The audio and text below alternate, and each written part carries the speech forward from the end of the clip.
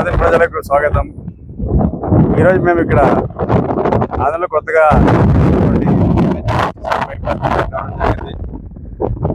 దీని అసలు ఈ బైపాస్ వేయడం అంటే ఇదే బైపాస్ ఇంకొంత బాగుంటుంది. ఎందుకంటే కిలోమీటర్ బైపాస్ ఇక్కడ చూస్తే సాధారణంగా ఏదో అమెరికాలో కూడా ఇంత లేవేమో, సరే వేసినారు ఎంతో గట్ల. ఈ వేసినప్పుడు ఎంతమందికి అన్యాయం జరిగింది, ఫ్లాట్ వాళ్ళకి కూడా. అది దానికి కూడా న్యాయం జరగలేదు, ఎమ్మెల్యేగా న్యాయం చేయలేదు, అది వేరే విషయము. మరి ఇక్కడ ముఖ్యంగా మనం చూసుకుంటే గతంలో ఎమ్మెల్యే పార్థసారథి గారు, ఆదిన ఎమ్మెల్యే గారు, అదేవిధంగా చాలామంది నాయకులు చాలామంది ఈ బైపాస్ చేస్తే ట్రాఫిక్ అంత సమస్య పూర్తవుతుందని చెప్పి చెప్తున్నారు. ఇందులో ఎలాంటి వాస్తవం లేదు.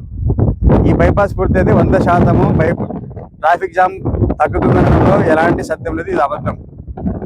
ఈ బైపాస్ పూర్తయితే ట్రాఫిక్ సమస్య తీరదు. కేవలం ఎమ్మెల్యే గారు వాళ్ళ అనుచరులు అబద్ధాలు ప్రచారం చేస్తున్నారు. ఎందుకంటే ఈ బైపాస్ పూర్తయితే ఏదైతే పెద్ద వెహికల్స్ పత్తికొండ వైపు నుంచి వస్తున్నాయో అవి మాత్రమే బయటకు పోతాయి. ఊర్లో ఏదైతే మనకు బంగారు బజార్ కావచ్చు, మార్కెట్ కావచ్చు, చిన్న మార్కెట్, అవాన్నపేట, తర్వాత శ్రీనివాసపురం రోడ్డు, అదేవిధంగా మార్కెట్ యార్డ్ దగ్గర కావచ్చు, ఈ చిన్న చిన్న సందుల్లో కావచ్చు, ఆ సందులకి ఈ బైపాస్కి ఏం సంబంధం లేదు. కాబట్టి ఆ సందుల్లో ట్రాఫిక్ జామ్ తగ్గాలి. ఎందుకంటే ప్రజలు ఎక్కువ తిరిగేది అక్కడ మార్కెట్, ఆ ఏరియా తిరుగుతుంటారు, ఆ మార్కెట్ తిరుగుతారు. మరి అక్కడ ట్రాఫిక్ జామ్ తీరాలంటే ఈ బైపాస్కి సంబంధం లేదు. కాబట్టి ఖచ్చితంగా ఊర్లో ట్రాఫిక్ జామ్ తీరాలంటే 100% మాస్టర్ ప్లాన్ రావాల్సిందే. అంతవరకు మన ఆధునికి ట్రాఫిక్ జామ్ విముక్తి కాదు. ఏదో కొంతకాలం ప్రజల్ని మభ్యపెట్టడానికి ఎమ్మెల్యే గారు చెప్తున్న అబద్ధాలు తప్ప ఇందులో ఎలాంటి నిజమే లేదు. కాబట్టి ప్రజలు ఈ అబద్ధాలు నమ్మకండి మేము ఎంహెచ్పిఎస్ తరఫున విజ్ఞప్తి చేస్తున్నాం. రెండో విషయం ఏమంటే ఈ బైపాస్ వల్ల కొంత తక్కువచ్చు, ఎంత ఒక 10% 20% ట్రాఫిక్ జామ్ తగ్గవచ్చు, కానీ 89% ట్రాఫిక్ జామ్ అలాగే ఉంటుంది. ఈ విషయం మేము చెప్పడానికి ఈరోజు ఇక్కడ మేము రావడం జరిగింది.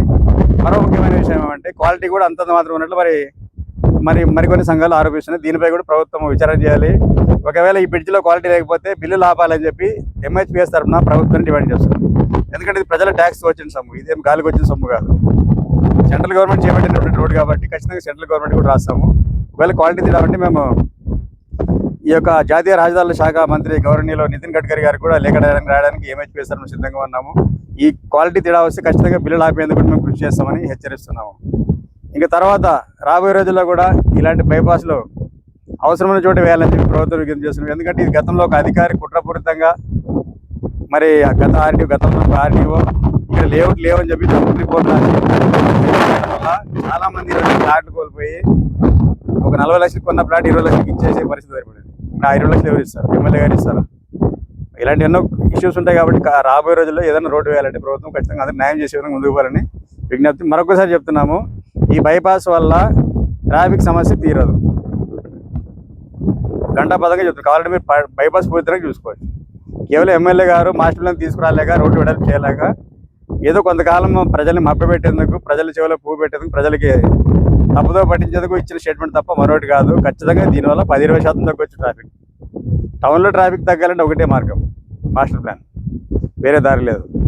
కాబట్టి ఎమ్మెల్యే గారు నిజాయితీగా మీరు ప్రజలకు ఖచ్చితంగా ట్రాఫిక్ జామ్ నుంచి విముక్తి కలిగించాలనుకుంటే ఖచ్చితంగా మాస్టర్ ప్లాన్ తీసుకురండి తప్ప ఈ బైపాస్ ఏర్పడితే ట్రాఫిక్ జామ్ పోతుందనేది, ట్రాఫిక్ సమస్య తీరుతుందనేది పచ్చి అబద్ధము, బూటకము, మోసం అని చెప్పి ఈ సందర్భంగా మనం చేసుకుంటాము. రాబోయే రోజుల్లో ఆదిన ట్రాఫిక్ సమస్య తీరడానికి కాదు, ఎలాంటి సమస్య తీరడానికైనా కుల మతాలకు అతీతంగా పనిచేయడానికి ఎంహెచ్పిఎస్ సిద్ధంగా ఉందని చెప్పి మనం చేసుకుంటాము. నా పేరు నూర్ అహ్మద్, ఎంహెచ్పిఎస్ రాష్ట్ర కార్యదర్శి. ధన్యవాదాలు.